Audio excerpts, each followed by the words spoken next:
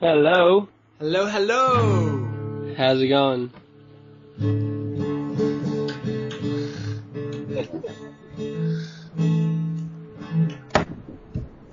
Am I, can you guys hear me? Yep, you're sounding Fantastic. great. Okay, good. Good to have you here. Welcome. Yeah, thank you guys so much. Welcome to Motherland Radio. We are up to episode 2 now. This is the second episode. No way. Ah, that's exciting. It is. We're just starting out. Fantastic. Yeah, we're here in big Sydney town, in the inner city, Glebe. All right. Yeah, and we are working full-time on the permaculture projects, the neighbourhood regeneration projects, the Wow. planting the seeds, the growing, the That's beautiful. self-sustaining neighbourhoods, composting, getting the nature strips, and working with the councils too. You know, we're Of course. talking with them, and everyone seems to be on board so far. That's what's a lot of work. Yeah, that's well done, guys. Well done. Yeah, well, beautiful friends are helping and assisting, you know, and we're getting the collective model where it's everyone brings what they can, and Yeah, maybe the best way to go, eh? yeah, everybody has something to contribute. So that's it. Yeah, it's going great, and it's like I said, it's really awesome to have you guys with us too, and to make that connection. It's a pleasure, man. It's a pleasure. Between our neighbours, just Yeah, the right here. That's right. So we got Djuke. Is that how I say it? It's Djuke, but yeah, you Djuke. can however you feel like. I like that. Yeah, that's right. Djuke here from. Well, do you want to introduce yourself? Maybe you say tell us. Yeah. Well, okay. So my name is Djuke, and I have this is a very small community hostel here in Canggu, Bali. It's called Farmer's Yard. Mm-hmm. And I was raised here in Bali, so it's been now I'm 22, and it's been a pretty intense, ride. Let's say since I came back from Amsterdam, I was living there for a year and a half, just 3 years ago. Uh-huh. And so I thought maybe starting up something like this would be really helpful for this side of the island. We're in Canggu, where it's the hippity hop, super cool town of Bali. You know, you got to be cool to enter a bakery, stuff like that. So I thought that was a bit unnecessary. I thought we'd have to start doing a little more communal stuff and a little more helpful stuff around here, and just start, see if anybody actually likes it and is on board. And turns out it really is. It's awesome. People got really involved, and we have amazing feedback. So that there as well, it's doing really good. Apart from the hostel, it's not really the point to make it a hostel. But I thought through this way we can get people that don't know the situation and just address it to them in a simple way. Yeah. So that's it. There is the situation. Yeah, Bali's going through a lot right now. It's been going through a lot since a few years, I'd say, and I feel like right now we're in this little bit of a climax. There's a lot going on. They're trying to dredge something like 800 hectares of land not too far from here in the Benoa Harbor, which is in the south of Bali. And all the locals are getting together against this, so it's actually amazing that locals and expats and Westerners and all of them are actually getting together for something that the Balinese believe to be useless and not good for their land. So there's a lot going on. I think it's a little bit of a flip point from here on. Yeah, I hear you. Yeah, that kind of thing is happening all over the world. Yeah, definitely. It's just amazing. It's just amazing, these stories and that's the first I heard of that going on in Bali. So it's. Yeah, definitely. Yeah, it's something I feel like, as long once this started, it's people realize that it's such a adrenaline rush to, you know, be fighting for your own freedom, be fighting for what you guys, what they believe in. That's something that they realized is, so they have power. So once they took down this reclamation last year, they found out their true power. They realized they can actually take down massive investors that are trying to dredge the island. And this year they proposed this dredging once again, and so the local guys got even more furious, and now it's just taken over. Like, everybody's talking about it, everybody's against it. And so as soon as I would say that if once they get this done again, like they win this battle, let's say, it will bring even more let's say, want to take the island back to the locals, to bring it back to what it's supposed to, you know. And it's something like a realization that they have much more power than they thought, at least. Yeah. So so I mean, here I'm seeing this all happen, and then, you know, me being in Canggu, where the situation isn't very addressed, it's just I'm trying to do my part in getting at least everybody, apart from the locals, the expats, and this whole scene going on here. I feel like I'm in California sometimes, and I'm not even in Bali. You know what I mean? Everybody surfs, and everybody, you know, has the loudest bike possible. You know, halting a conversation for like 10-20 seconds every time they pass. Oh, man. This is what my neighborhood has become. It's a complete nonsense. Wow.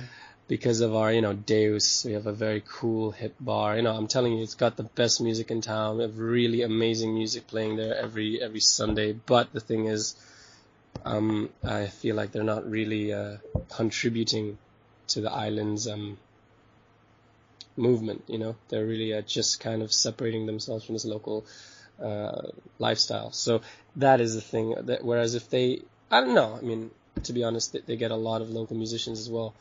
But, you know, musicians get paid to play, so. Yeah. I'm feeling that. I'm feeling that too. You know, with linking in, I think that's something that you're doing so well, is linking in the tourists and the travel. That's it. Contributing something useful to the place. Mm-hmm. Yeah, and that's a sense of belonging too. That's a real sense of real understanding of making the travel worthwhile. That's what I'm feeling. You know. No, definitely. Yeah. Yeah. I gotta say, I've been following you guys for a few months now and loving the photos. Really? Yeah. That's awesome. That's it, because I check the photos, you know, and I do that. I'm joining all the dots of the permaculture peoples and the peoples who want stuff all around the world, you know, and I love hearing about all that. And cool, man. Yeah. It's just been kicking around in my mind, you know, and just up the road from my place here, there are 2 hostels actually. And is that in the city, in Sydney? Well, I'm sort of in the next suburb out from the city. Okay. So there's the very center, and then we kind of operate on bays here. We've got that huge harbour. So it's the first bay round would be Pyrmont, and then the next bay round would be kind of Blackwattle, where I am here. Oh, cool. So, and there's the hostel situation. I mean, I don't know, that thing as well, where travelers get to get more into the community. Well, it's limited at the moment. I would say it's potential there. Okay, yeah, no, of course. Yeah, so I mean, here as well. I mean, it's just a start. You know, it's not. It's nothing. It's not like people go to Canggu and go like, "Oh, Canggu, that community-based village." Not yet. Yeah, but you got to start somewhere. But the result of what I have seen so far is amazing. So I have to say, I think it would work anywhere, to be honest. Well, that's exactly right. And just the other day, what I've been doing here on the block is making a little garden bed on the nature strips. So just on the side of the road. Awesome. Tomatoes and pumpkins growing there, and anything I can get. I sort of just all using donated plants and seeds and that, and what I can forage and gather. So people give me a plant and I go and plant it up there, stuff like that. And I'm sitting there like a little child on the soil, playing with the dirt, you know, just like having the best time. It's the best thing to do, yo. There is no other better thing. And sometimes I feel like, oh man, I'm just too clean today. What am I doing? I just sit in the dirt and just dig my hands in. Just that is enough, you know. Energy is so useful. Yeah, you can really. It's I have some people coming through here that have no idea what it feels like. I'm just so happy I can share that with some people. It's amazing. Yeah, totally. That's it. I'm sitting there, and then people are walking past, and everyone I see is like, thumbs up, like, good work, man. Like, that's a really good job you're doing there. I'm like, this is awesome, you know. And then the other day, the neighbour from just up the road starts seeing the garden and says, "Hey, can you do the bit in front of my house too?" No way. And I said, absolutely, sure. My friend comes down and I say, hey, let's do it tomorrow. There's a bunch of guys from the hostel who just come down to that corner. They wanted a smoke spot, you know, so they find the nicest place around and they choose the little corner. No way. In doing the garden.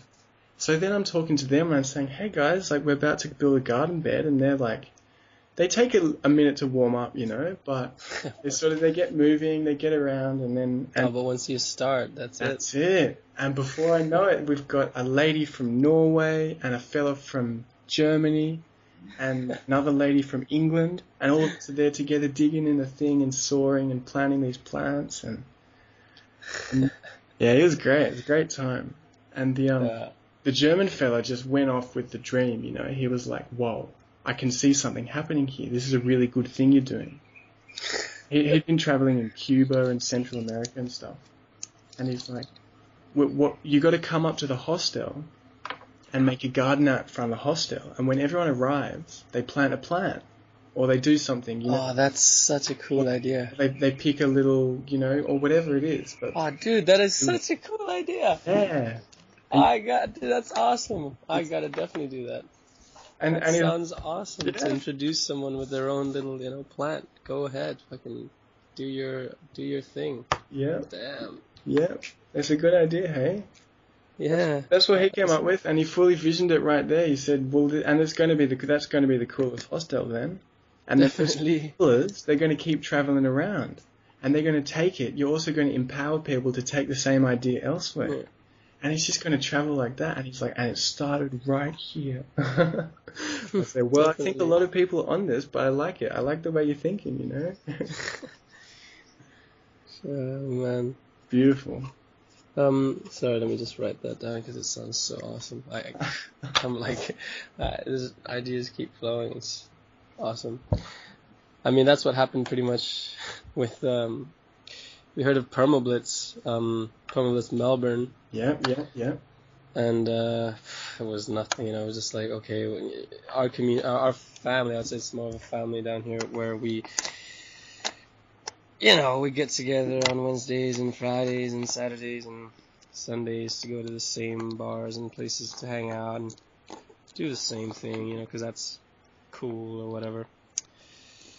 And well, that's where all the it's not really constructive, you know. It's more of just using your energy to use more energy and not actually in any way create it. So some friend from Yogyakarta, which is in Java, he just rocks up, just full on, just comes to Bali and tells us, look, there's this awesome thing called Permablitz, and we're doing it in Bali. You know, us all being kind of easygoing, we're like, all right, let's do it. Let's do it. I don't even know what it is, but let's do it. And could you imagine, you know, like something like 25, you know, cool kids where, you know, they gotta have the coolest of the coolest and getting together to garden like that. That was just awkward, bro. That was the most awkward thing I've experienced. But it took something like, yeah, you know, he was trying to explain to us what's happening in Melbourne, what's happening in Hawaii, what's happening in Jogja, and he said, this is what we're doing. And if you guys think it's useful and relevant, let's start doing it here. And I was like, wow, that's awesome, you know. But talking about it just made everybody kind of like, yeah, that's not really cool, you know. I'm not gonna start digging with friends. Like, what is this? But then he just chucked a shovel at each one of us. Okay, you start digging, let's start doing this, and we're gonna make a bed right here, right now. And there was no like, oh no, you know, no hesitation. We just started, and that was pretty much the end of all that weird mood vibe. It was just wow. Everybody got. It was more. It wasn't really gardening. It was more just going crazy in the garden until we realized how awesome and how fun it was, and then how much can be done after that. That was more of the Kickstarter. This guy got us just completely amped about it, and that's it. It started.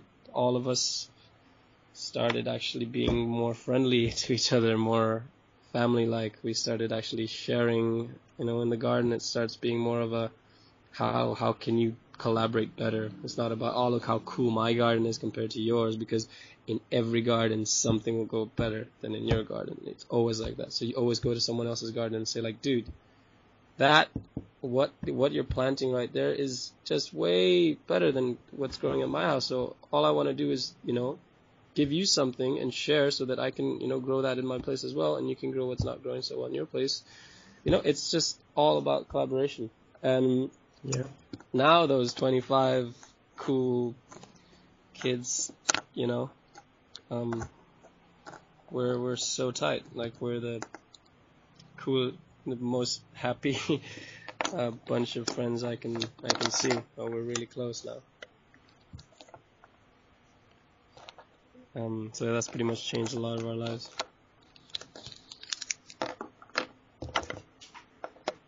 Yeah. Mana? Yeah. Sorry. Did you hear me? I did, man. That was such a good Okay. story. I love that. I was basking in that relaxed, beautiful vibe, you know. Can you just give me one second? Sorry. Yeah, bro. For sure. Just 1 second. Gimana, Pak? Pak deh. Ya, semua harus pelan-pelan ya. Makasih ya. Yeah, so that definitely changed a little bit of what started happening here between us, because I feel like we were kind of starting to just fade. There's not much going on, and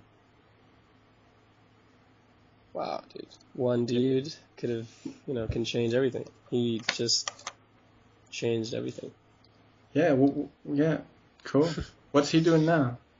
He's you should definitely call him up. He's awesome. He's just his name is Krishna, and he's got his dad has an amazing place in Yogyakarta. It's on the outskirts. It's called Bumi Langit, which means the planet of the sky, you know. Wow. Cool. And he's up in the mountains, and he's got an amazing permaculture institution. Well, it's a really cool community and learning center. Kitty, get out. Sorry. And so yeah, so that's something you might want to go check out, because I can send you the link and everything later. It's something really cool, and they've got an amazing setup, and that's where people can go and learn about permaculture and a lot about actually anything in the culture of Bali and gardening and all sustainable lifestyle. Yeah. And he's an amazing person. His brother has a farm up here in Bali in the mountains. And yeah, so they're a little family of just magic, I swear. They just bring it, you know? No hesitation. Yeah, that sounds perfect. And yeah, he's the one that's got involved with Permablitz Yogyakarta. And after that, guess what? We have Permablitz Jakarta today. So if that doesn't make you freak out of happiness, I don't know what can. Yeah, it's pretty cool. Yeah, it's all going around, isn't it? I think it's pretty mad. Like, I don't know what to say sometimes. I feel like there's a lot going on here. I mean, we have a town in Bali called Ubud, and I don't know how to relate that to what you guys might know. It might be more of like the Byron Bay of, you know, of Bali. Okay. It's where everybody's more just taking it easy. It's a more yoga kind of. It used to be the most chilled out, most artistic, famous for its arts between the local people in Bali. It was very amazing and very relaxed and very integrated into nature. It's just been a bit, the government's been manipulating it to make, way for a lot of buses, but it's still holding its roots. It's just taken a different look now. We have a lot of new age believers, spiritual path healers, all sorts of in that kind of genre. I mean, I don't want to put it in one box, but it pretty much became a very, very high class hippie situation. There's not a cafe that is actually cheap enough to sit down and have a drink if you were local, so it's pretty intense, and retreats at every corner. It's just it's gone to a point where it's more of a label. It's more of a showing that you can if you don't have yoga pants on while you walk down the streets, you might not be cool enough to enter a cafe. Wow. So what's going to happen there? Yeah.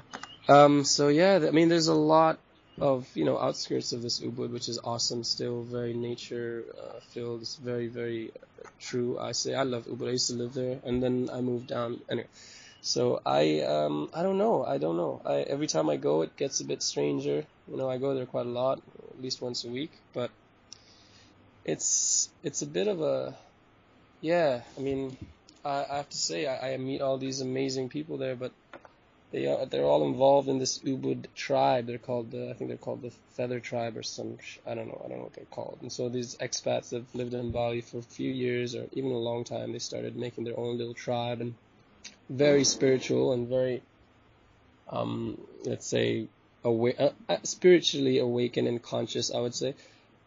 But they have no idea of the issues in Bali. And you've got to. Hey, my friend is just Chris. Hey, welcome. Sorry, Chris is here. Say hi, Chris. They can't hear you. Hello. Hey, bro. Yeah. Hey, bro. So this is sorry, I didn't get it. Kem. Cam, that's it. You got it. This is Kem from Sydney. Hey, what's up? Cam from Sydney. Kem from Sydney. He's running a Motherland radio station. Yeah. You're next, man. This guy, he has his brother and him got together and started a donation-based restaurant in Sanur, which is also a very, touristic area in Bali. Lentils, right? Yeah. So that's what they started here in Bali. I don't know if I'm sure you've heard about it, because I guess maybe in the links here and there you've seen it. But they just did amazing. Broke that boundary, broke that little wall of whether we should do it or not. Should we do a donation-based place, and what will happen? Is it actually going to work? And you know what? It's awesome. It's a beautiful place. It's probably the coolest place in Bali, man. It's amazing. Yeah. That's it. Once you do it on love, and it's just all goes like that, it works. Hey. No, it's insane. I gotta tell you. And his brother Ben, his brother was telling me, like, dude, I don't know, man. I just asked, he's asking people online whether it's a good idea to start this donation base, and there was a lot of not very positive, not too many positive replies. They're all kind of like, dude, this is a business, and you can't play around with businesses, blah blah blah. So he was kind of asking me like, I don't think I can do it. But I was like, what do you really have to lose? For example, you can start it for a week or a month, and if really nothing comes in, there you go. You make a menu with prices. And so I guess he decided eventually to say, yeah, he's going to give it a shot. And I don't think he regrets it.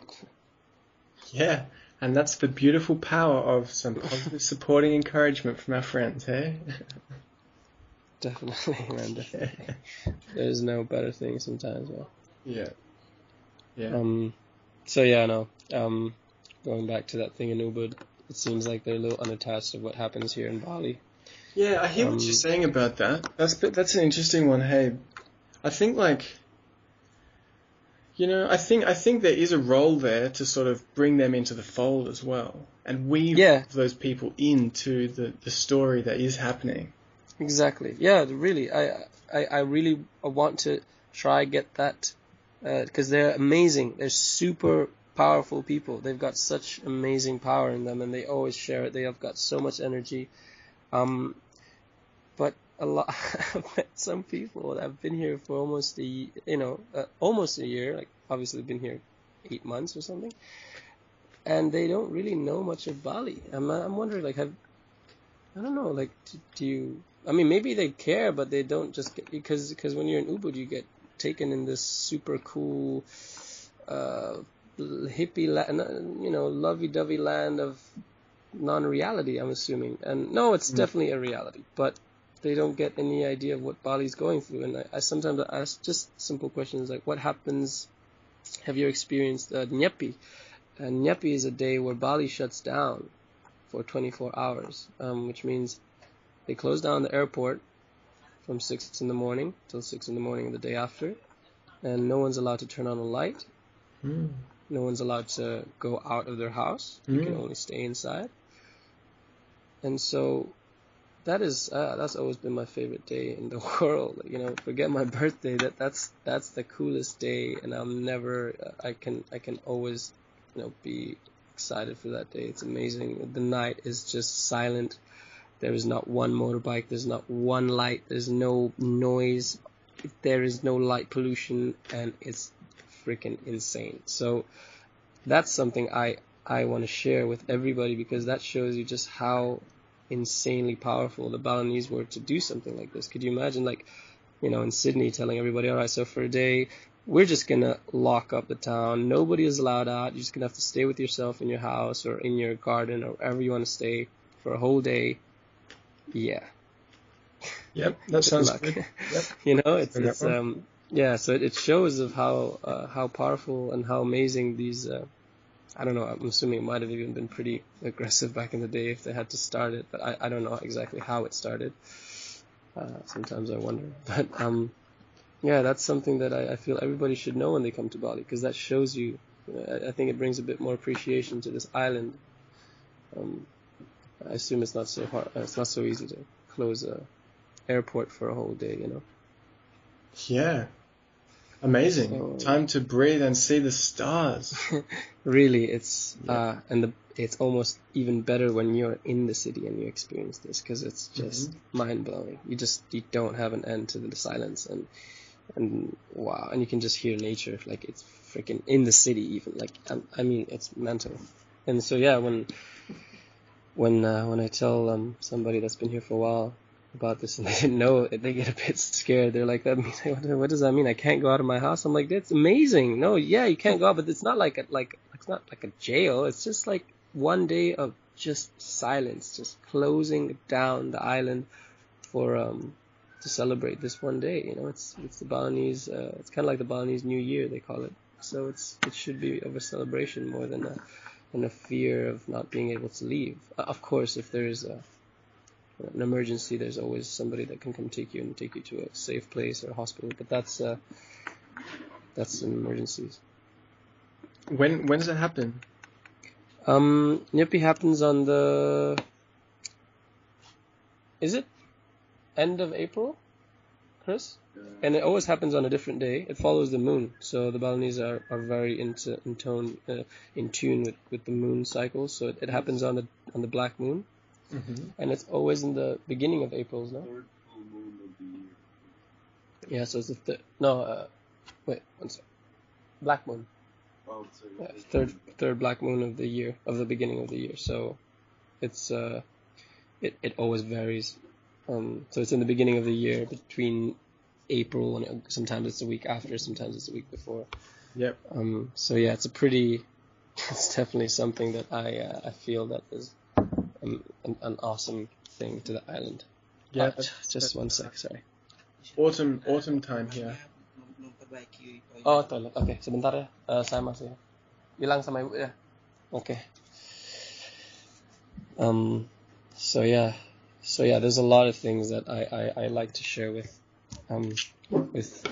people that come to Bali, just so they I feel like that just makes you so much more appreciative of this island, of their culture, and you don't, after you know something like that, you don't really want to step on it anymore. Mm-hmm. I mean, it's not that you obviously want to step on it, I mean, come here to step on it, but, you know, you feel a bit more careful with each step you take. Yeah. Yeah, and yeah, becoming aware of these things too, it's great. It makes people feel more at home. I think that's what everyone's looking for. Definitely. When they go traveling, they find a place, you know, and obviously a lot of people are drawn to that area. It's beautiful, you know. Yeah. I mean, amazing, the spirit there. So that's good, brother. Like, keep going, keep sharing that. It's really powerful. no, I feel it's also, yeah, it's pretty important. It's awesome. Yeah. So what are you growing? I'm sorry? What are you growing? How's the garden? The garden right now, we have a minute.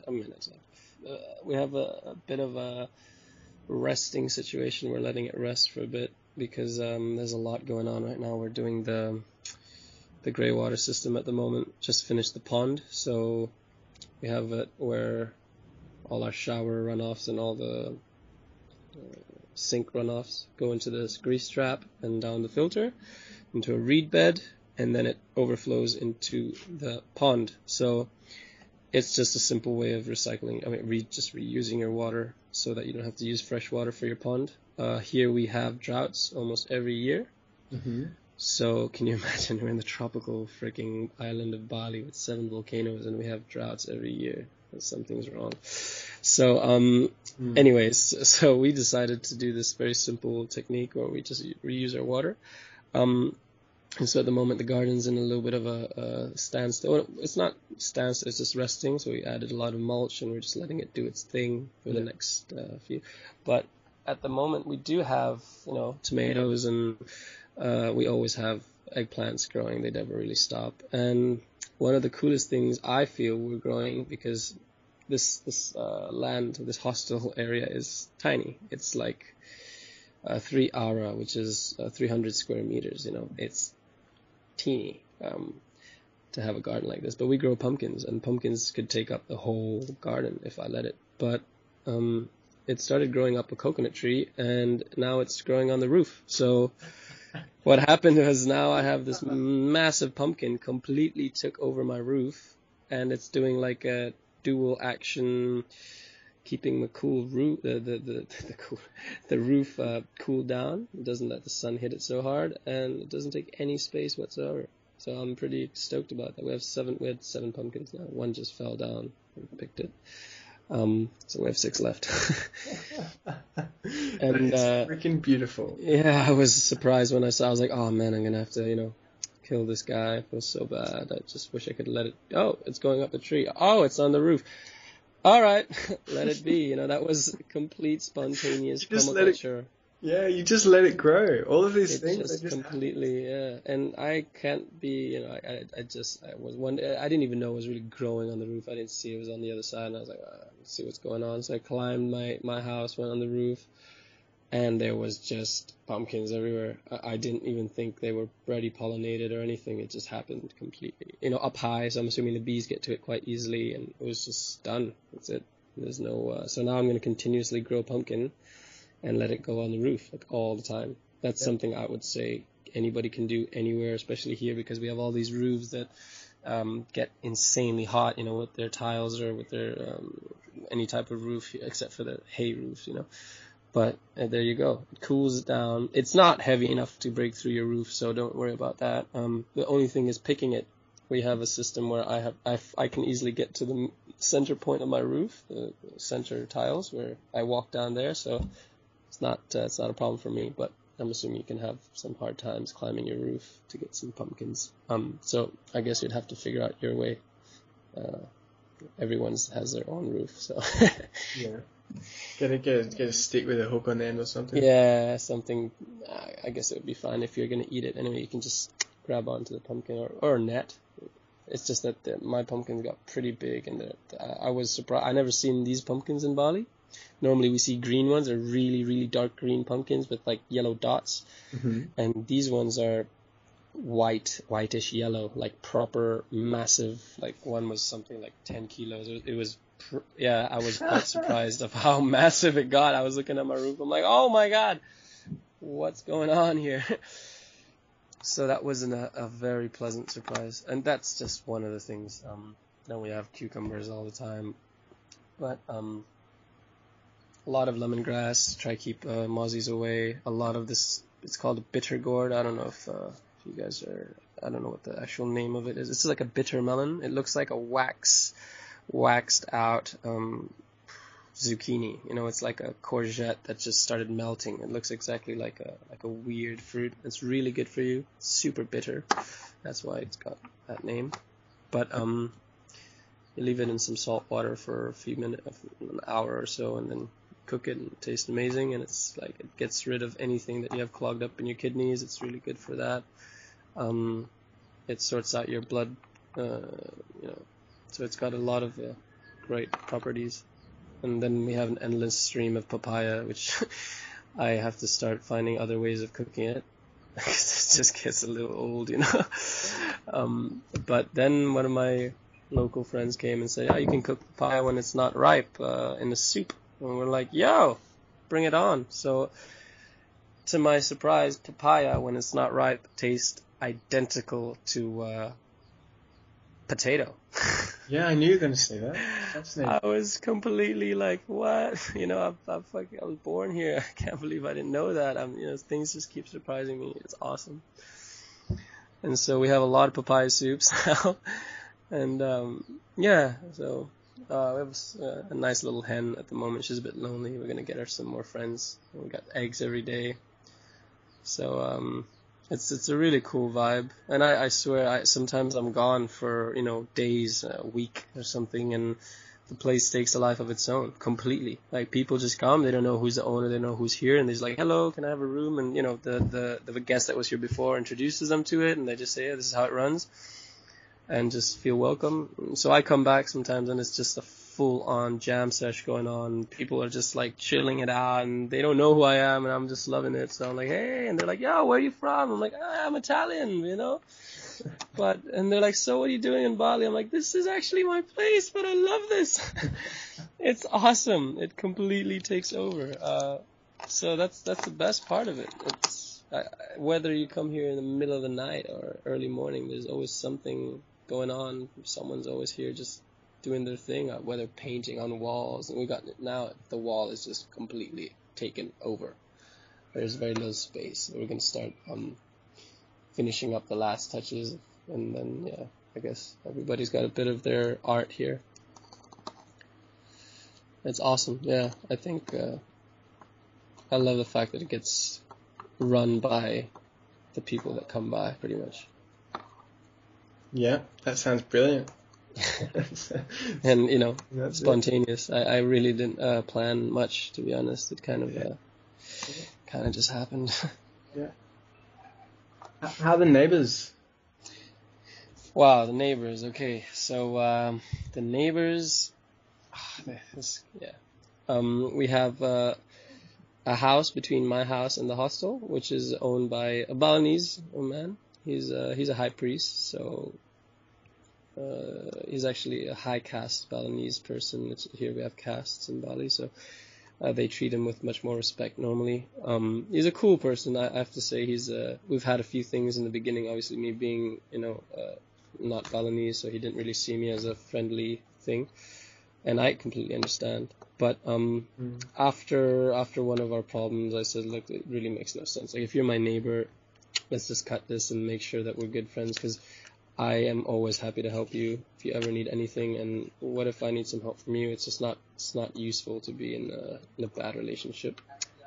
So we did that, and now we're super cool. Like, I'm really happy with this guy, and we always end up communicating what our things are, and a really nice guy. But he rented the house to other people, to some French couple, and they seem to be quite relaxed as well. I haven't really they just moved in, so. But that's the house in between my house and the yard. Then right after the farmer's yard, we have a local family, of which the yard's land actually is, they're the owner of this land. So this land is actually just rented for 20 years, and from this family, and this family is just magical. I love them. They're amazing.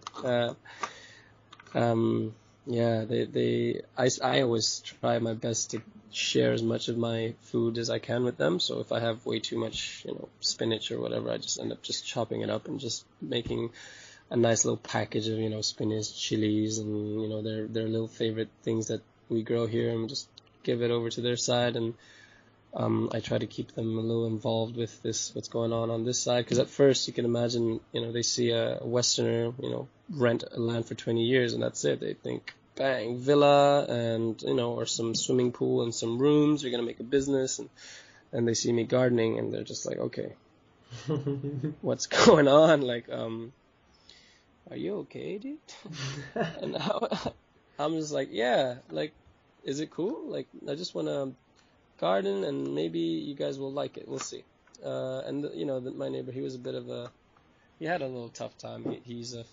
They're a family of only two. Oh, so the daughter and the brother and the son of this old woman. And the thing is, in a Balinese family, the son always takes the heritage. But because the son had to move to another family, because the woman in that family was left alone, she had to get a male to enter the family. It's very rare. It's rare, but it happens.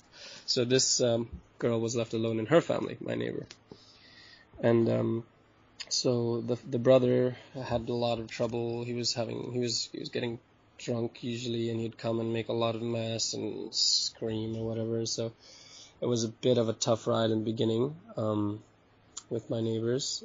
And then there again, I told them, like, just one day I was like, okay, just come drink here. Just come here and drink, please. Like, why are you drinking all alone when you can drink with friends? That was my first initiative move. And then, so he did. So he came here with his bottle of local distilled rice wine, which is called arak. And we started drinking together. So he had somebody to talk to, and finally conversations started rolling, and I showed him the garden, I showed him the future fish pond, and I showed him all my ideas, and he was completely, like, left, speechless. He's like, what are you doing? Like, why are you doing this? This is like developing village, we're not supposed to be going backwards, and but he liked it. He really did. He really, really liked it, to the point where he would come here every few days to get drunk. And then eventually we stopped drinking his wine and we started just drinking tea. And then now he's a really cool dude. He's awesome. And he's not my neighbor, but he's the family. He's a brother. He would be my neighbor if he didn't move out, but he's still here a lot. And he's helping to build the little building that that his family is doing right now to rent out as well to either tourists or local to whoever it is that can come and rent out their place. And so we decided to combine. The little fence that was between us and his house is going to have a little door, so that the only reason we made a fence is because his chickens really like to come and destroy my garden, so I made a little fence. But now we're making a door to that, and so there's going to be just a little path, so it's actually going to be one place, and it's actually all his land anyway, so it's not really like I can it's just better. Best way to go. So we're going to share, let's say, customers and guests to come and they can rent out his place as well. And we decided to make a garden in their land as well, because they have a much bigger land than my place. And so there you go. He started planting a lot of different things as well, and he started sharing with me too, which is like, that's all I can ask for. So it happened, it started rolling, and now I feel like they don't see me as a Western invader anymore, and they see me more of a Western friend. Unfortunately, it's not a local thing. I can't really expect them to call me local, but that's fine. That's acceptable. And so I have to say, neighbor situations definitely went out for the best. Yeah. Awesome. And so I can only be stoked about that. Yeah, bro. That's inspirational, beautiful, just loving compassion. That's it. You totally got it. Yeah. You mentioned something before that I'm interested in about the climate, because it's something I think about too on the sort of planetary level, and we're talking about rainfall, and we're talking about Yeah. here where I am in Sydney. You know, it's kind of the same thing. Like, we're on the coast here. We're also, you know, we're not as tropical, but we're still in that zone. We're meant Yeah, to I mean, have you all of this. definitely. Well, yeah, we're meant to be having this rainfall that's dependable, and hopefully not having those hot days that come through and like kill everything, you know. Yeah. And Wow. getting used to how to grow here. So far, what I've been doing is no watering. That's just how I'm going.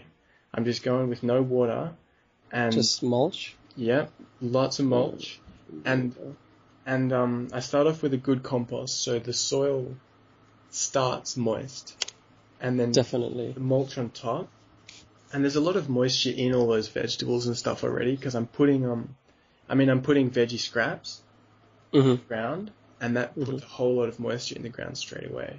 Definitely. Cover that up. And the thing is, it's sort of just seeing what happens from here, and Well, yeah. yeah. No, I mean, I guess with the whole, I would say you're trying to adapt the plant to this sort of climate, right? Because That's it. I mean, the more I think about this climate, the more I think about seasons or specific places on the planet and the plants, I end up just seeing people. Like, the more I study any sort of plant, the more it just brings out humans. Like, I don't know how to say it. I feel like they're so ridiculously related to us. Like, we look at them as veggies and stuff. Okay, that's great. They don't speak, and trees can't pick up and move if but the seeds that grow here in Bali are the seeds that just grow best here in Bali. Like, they are adapted to this climate, exactly this climate. Of course, the climate changes, and that's why you're going to continue saving your seeds, so that at every move of the direction in which the climate goes into, the seed follows. Whereas if you just keep buying your seed from the next packet, then you're not really. It's like taking a kid from Scandinavia and just saying, like, all right, come to Bali and see how your skin feels under this hot sun. You know what I mean? It's the same thing. I actually do. Just like humans, I really feel like that's how I explain it to the local farmers when they keep buying packaged seeds from companies, and I say, look, imagine I kept taking a white kid from Europe, and I told him, you know what? Bang, just go here, live in Bali, hot December weather. How do you think that kid would feel? And they're like, oh, that's pretty tough. I'm like, yeah, that's what you're doing to your seed. That's what you're doing to your plant. Whereas if I took that kid, brought him here 50 years ago, he then got, adapted. He then had his baby, and then his baby had his baby, and then his, and that 50 years, okay, sorry, a few generations, not 50 years. But then the generations after will be adapted to this climate. And if you do that with your seed, there you go. I mean, it doesn't take that much to get them like, it actually makes sense. Like, I should be saving my seed. I'm like, what do you think your grandfather did? Like, you think he went to the seed store? What seed store you guys thinking of here? And then it makes sense. And so, like, this whole thing where you can stop watering your plant, I mean, that's just giving it a kickstart so that it starts getting used to this. For example, that plant needs to understand that the water situation here might not be as good. So it will be tough. There's a book called The One Straw Revolution by Fukuoka, and that's one of the most freaking awesome books like ever written on these subjects. But it just explains that you need to be able to adapt something, and everything adapts, just like humans, just like animals, just like plants. It's an adaptation process. So the fact that you can take a seed and see it literally in just few generations, just few times, you can already see it getting used to any sort of climate, Sorry, one sec. Get out. Okay. So yeah, even just giving water, less water to your plant, well, obviously making sure it doesn't dry out and die, giving it that tough sort of circumstance, his seed then will have that memory in its gene, and it will continue until it gets adapted to that. So I feel like what you're doing is just, it's a way of making sure that they get adapted to that climate. Yep, that's the idea. And mulching is probably the most crucial part, because that is, apart from the water, you want to just keep it at least moist and out of the sun and exactly. out of the. So yeah, I mean here, it's what we try to do. We had a lot of chicken invasions, and the chickens really tear that stuff up. Like my garden, if I went out for a day and the chickens were around, it's done. There is no garden. Wow. So I had to make a pretty big chicken coop for the chickens, and I'm starting now to make a kind of like a permanent tractor, like a permanent chicken run, so they can actually run around the whole garden where I want them to, and open parts of the garden where I just let them through, and close when I don't want them to pass through that garden. And it's all going to be built in. It's quite simple. The chickens live right on top of the pond, and so that their poo goes right into the pond and feeds the fish. I don't really have to think about that anymore. And the water from the fish, that's that gold dust right there. As soon as I have enough water from the fish, all the runoffs from every shower, from every tap, it goes right into the fish, and I'll have a small little pump at the bottom of the pond to just water the garden with. It's done. We close the circle. That fish water is it's like our freaking, fresh vitamin C lemon juice in the morning. There's nothing better. Yeah. Awesome. That sounds good, man. And you're spreading it around, and you're talking to the farmers, and you're talking to the neighbours, and yeah, the neighbours, and everybody I can try to, because it's got to be for everyone. Hey. Yeah, definitely. It's future. Obviously a lot of people don't grasp onto it so easily and don't see your perception so immediately, because it's just, it's not a problem. It's okay. It's normal. And I'm still just as well learning so much stuff between, like, when the locals tell me some things that I didn't know, I'm completely left like, wow, holy cow, that's just insane. Like, I think it's amazing that we have this sharing, so I can share what I know, and the locals always have something to explain, and they have amazing knowledge about their ancient, lands, and it's all in there. So it's a proper give and take, and I can only share it with everybody that I can, and do that part. But we also we have a land in the mountain where it's strictly for just more production, so that we have just more food, as much as we can possibly grow, more wild. It's not actually planted, let's say, it just grows. So for example, local cassava potatoes, they just continuously keep making, and you can just stick them in the ground and they'll just grow. And papayas up in the mountain, we have just way too many, so we give them out as much, like I just give them to everyone I can. We have a lot of bananas. It's a banana forest, actually. It's by the river. And rice. We have a lot of rice, and that makes up for all the missing, the missing food that we can't grow down here in the urban area. We bring that from the mountain, and up there I'm letting it just get as wild as I can, like planting things but letting them take over. And I'm focusing on trees as well. So that's within the next 5 to 10 years we have trees up there, and we have a small forest, at least in this small area of land. And my neighbors up there, they are just, I'm completely taken. Like, I'm completely in love with this family. They are just the coolest people I've ever met. And Chris, the dude that just beside me, he normally comes up to the mountains with me, and we go for a little excursion to visit the family and visit the land and do our thing. And yeah, those people really know, they have the knowledge. A lot of it's been forgotten, but if you get to talk to some old people and some of the fathers and the grandfathers, they give you such insane wisdom. And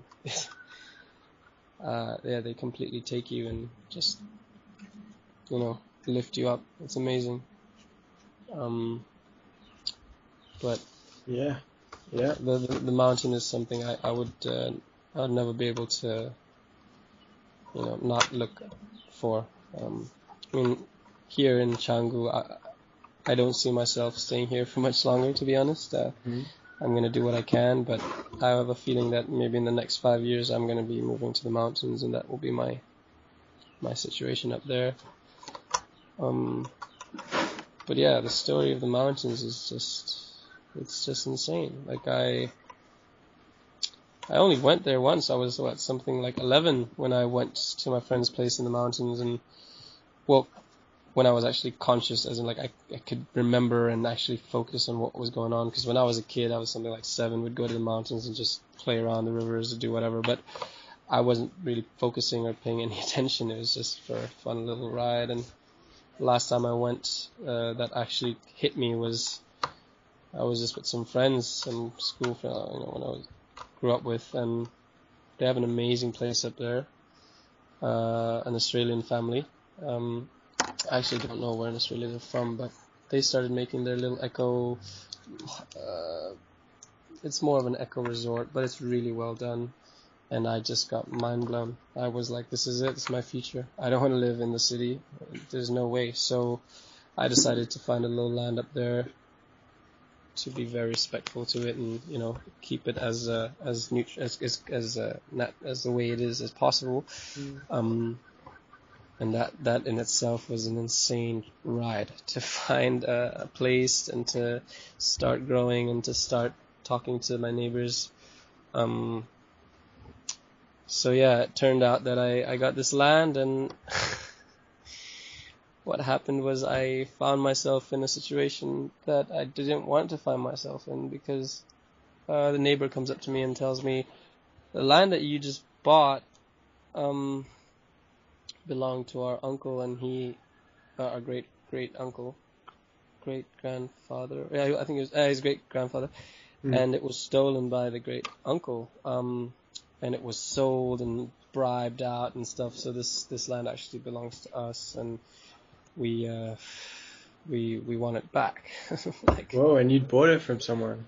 I bought it from the third buyer, so it went down already 3 times before but it's not like I bought it, actually me and a friend bought it, a local friend. So yes, it was just devastating. I was left completely, like, it was night, I was camping out on this land that I thought was, all good and by the river, and it was raining, and it was like I was in love, pretty much. And so this kid comes by and tells me something like this, and I'm thinking like, I'm not going to believe that. That's not possible. Like, what did I do wrong? Like, where did my karma, where did it go? What happened? So he brings over the whole family, and we're sitting in a little shack under the rain with like 5 people, and they're trying to explain me the situation, and I'm just like, great. So that's it. I bought a stolen land, and it's probably going to go back to them, which is, what it should. And then I was just trying to tell them, like, can't we figure something out? Like, can't we just work together for this land? Or, I don't know. And the mom was like, she was bawling. She was completely crying and telling me, like, look, I don't know. I never went to school. I don't know anything. I don't know anything. And I'm like, okay, what do we do? And she's like, well, we have a family friend who's a lawyer, and he's the one that's been trying to get this land back for something like 11 years, So I'm like, oh, fuck. Okay, so we go to the lawyer, and I'm telling him, look, first of all, there's nothing I want to build on this land. I would never build any permanent foundation. There's no way that's going to happen. And obviously he thought I was just taking the piss. Like, he's just like, yeah, sure, like a white investor, I'm not really going to buy that, And I was like, oh, how do I prove myself? How do I actually show you that this land it's for the land? It's actually for what I'm passionate about. And So I had to go meet the lawyer something like 5 times before he understood that, I actually was raised and born here, and I understood more of the Balinese culture than he thought. So I decided to tell the family, look, how about we just do this? The land is ours, and we will work together on it. And I will teach all my, knowledge for organic farming, and you will do the same, and we'll try our best to make it work. And at first, obviously, it was a bit, hard, and they were hesitating and all that. And I was as well. I mean, it wasn't an easy decision. And then I pretty much every time I went to the mountains, I went to their house and I lived with them, and they took me in, and they just pretty much adopted me. It's like I cannot even start to, put into words. They took me.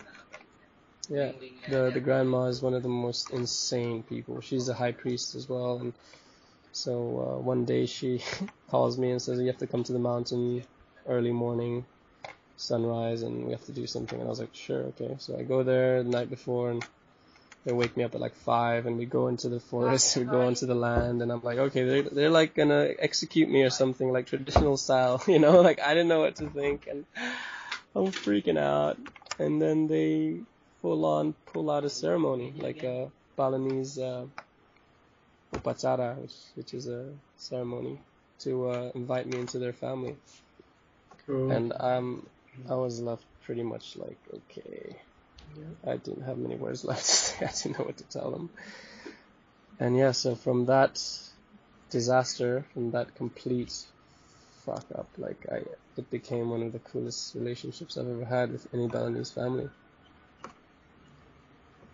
So yeah,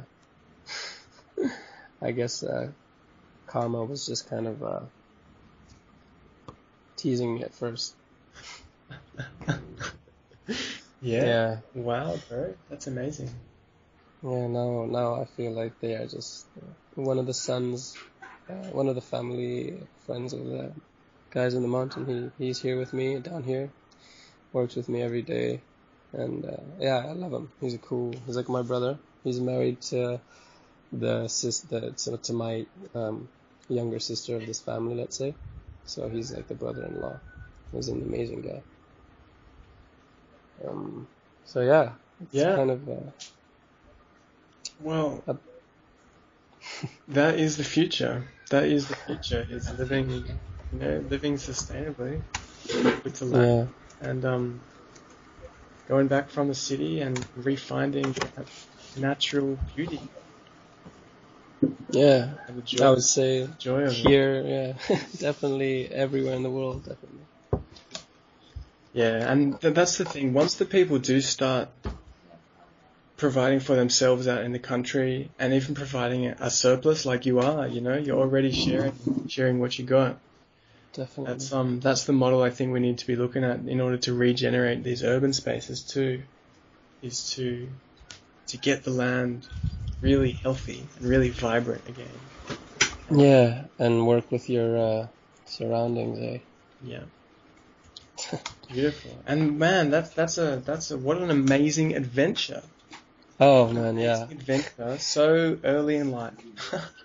I mean, I'm 23. I'm still hearing all of that stuff. I'm like, in our Australian narrative, the point at which you buy land is like halfway through your life. Yeah, well, yeah. I mean, I already felt like here it's buying land is a bit of it's a statement, it's either you're an investor or you're just like an investment for the future. But I just, it's something that was a pretty big step. But how it all worked out is hilarious, and the funny part of it is that the more that I learn, the more that I realize that the path is not for everybody to buy their own land. No, definitely not. The land is actually already out there.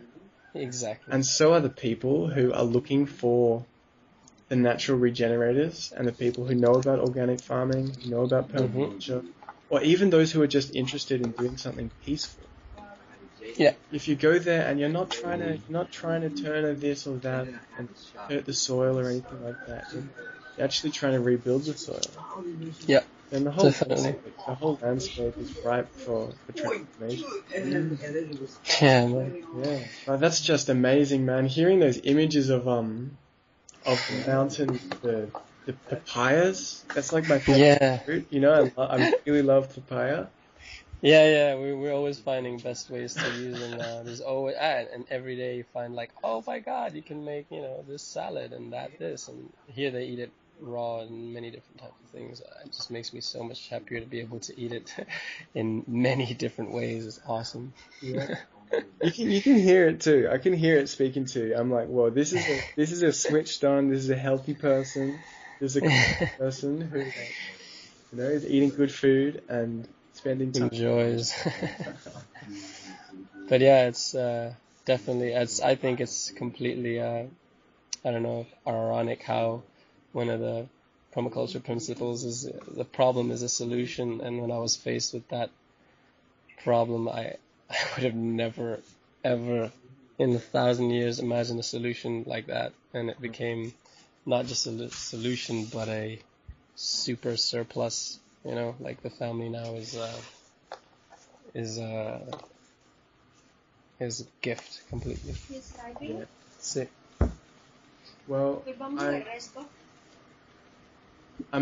imagine that we're gonna hear more amazing things from you in the future. Yeah, well, I would be happy to share what I can, of course, and I would love to hear more of what you guys are getting in tune with. I would really love to be in touch. And if I could, yeah, I'll send you guys as many links as possible to these guys that are, with their restaurant, with their community restaurant, and everybody I can. It would be amazing to have you guys connect with them as well, because I'm telling you, man, this is merely the surface. We have a lot. Our family's really getting into it. And that's amazing, man. We're thinking about the same things. It's the permaculture gardens. It's the lentil, the by donation. Exactly. And it's the going back to the land and sharing the land with the people. That's what's happening. Yeah, definitely.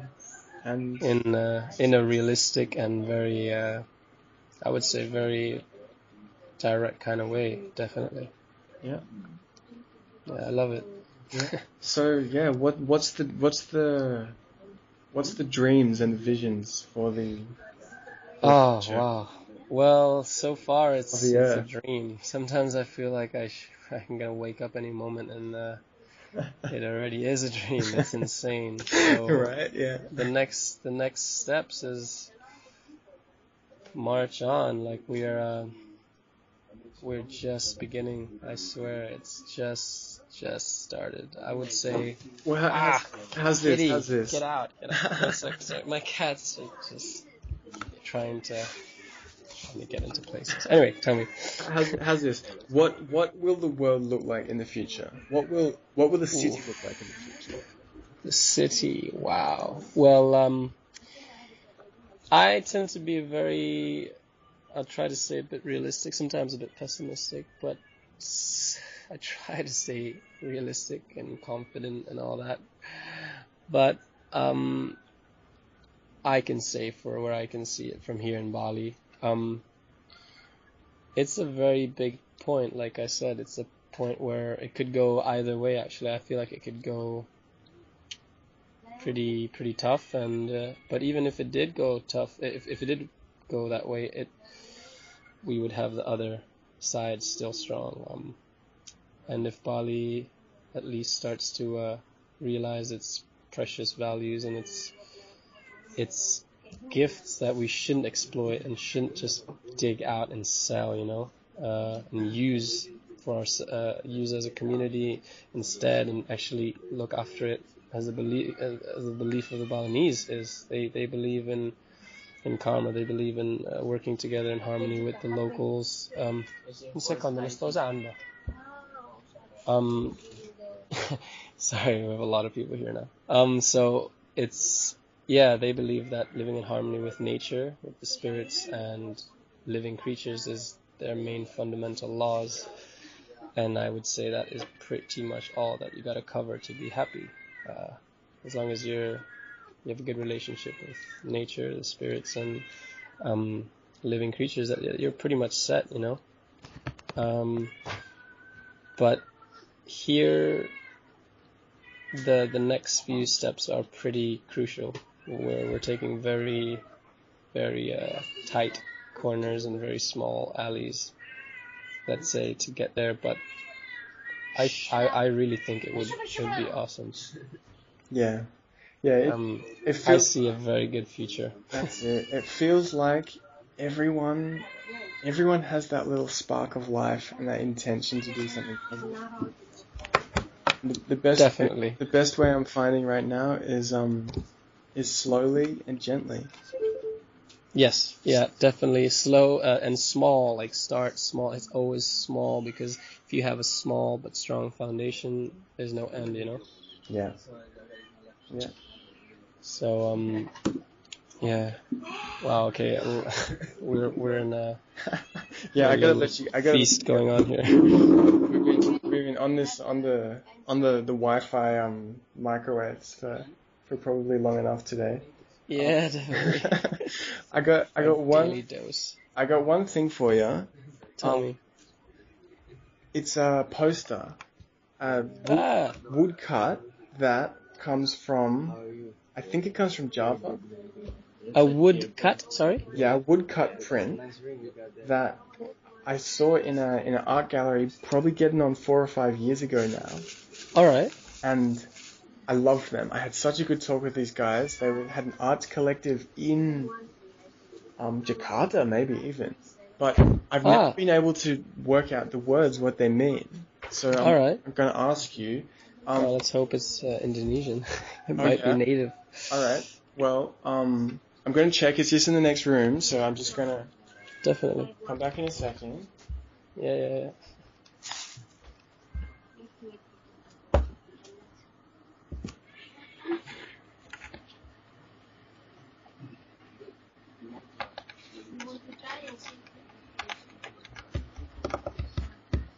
Okay. Where is this from? Hey, tell me.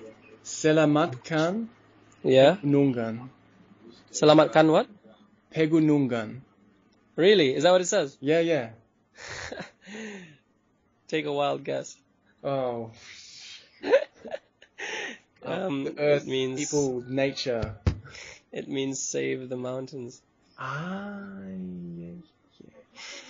Selamatkan Pegunungan.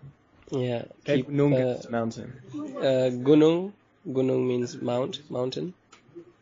So Pegunungan means the mountains, as in plural, like the mountains. And Selamatkan means to save. Selamat means safe. Kan is, to save. So save the mountains. Gunung. Pegunungan.